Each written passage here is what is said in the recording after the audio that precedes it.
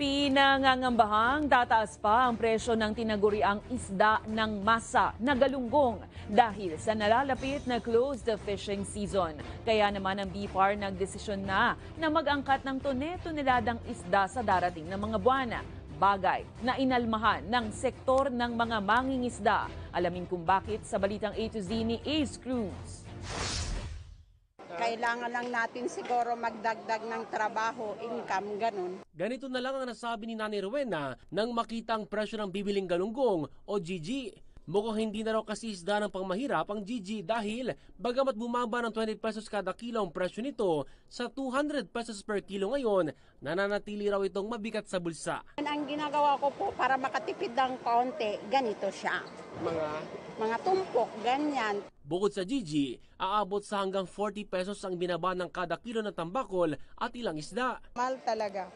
Minsan nga nung nakaraang linggo, 240, 220 dahil walang isda. Ngayon, medyo merong 200, 220, gano'n. Inaasahan namang sisirit muli ang presyo ng mga isda dahil sa nalalapit na close fishing season mula Oktubre hanggang Disyembre. Basta na tataas po yung presyo pag tagirap din ang isda, lalo na pag yung may bagyo, gano'n. Paliwanag naman ng Bureau of Fisheries and Aquatic Resources sa BFAR, kailangan kasing makarecover ang mga palaisdaan. Isa itong regular na ginagawa natin taon-taon kapag nagpapatupad tayo ng close fishing season para mapunan natin yung gap sa supply kapag sarado yung mga major fishing grounds natin. Pero para makaagapay ang supply, pinayagan ito ang pag-aangkat ng 35,000 metric tons na imported na isda gaya ng GG, makarel, matambaka, bonito at moonfish. We need to take into account na kapag stable ang supply, stable din ang price natin. At ito yung layunin natin kung bakit kailangan may pansamantalang pag-angkat.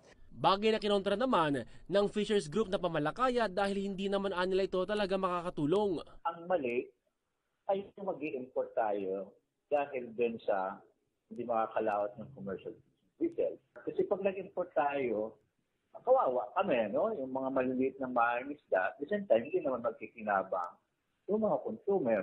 Diba? Hindi naman bumababa pag nag-import eh. Paliwanag pa ng pamalakaya, hindi apektado ng close fishing season ang local fisher folks kung kaya naman paniguradong sila na naman ang dehado sa importasyon dahil malalaking kumpanya na naman ang makikinabang dito. Yung importation ay kapritsyo lang ng mga commercial fishing vessel para magpatuloy silang kumita. Kasi ito namang mga may-ari ng commercial fishing vessel, actually sila rin yung mga exporter eh. Sa huli, nanawagan ng grupo sa pamahalaan na huwag umasa sa importasyon, lalo't hindi naman apektado ng close fishing season ang supply ng iba pang murang isda gaya ng tilapia at bangus. Para sa Balitang A to Z, Ace Cruz.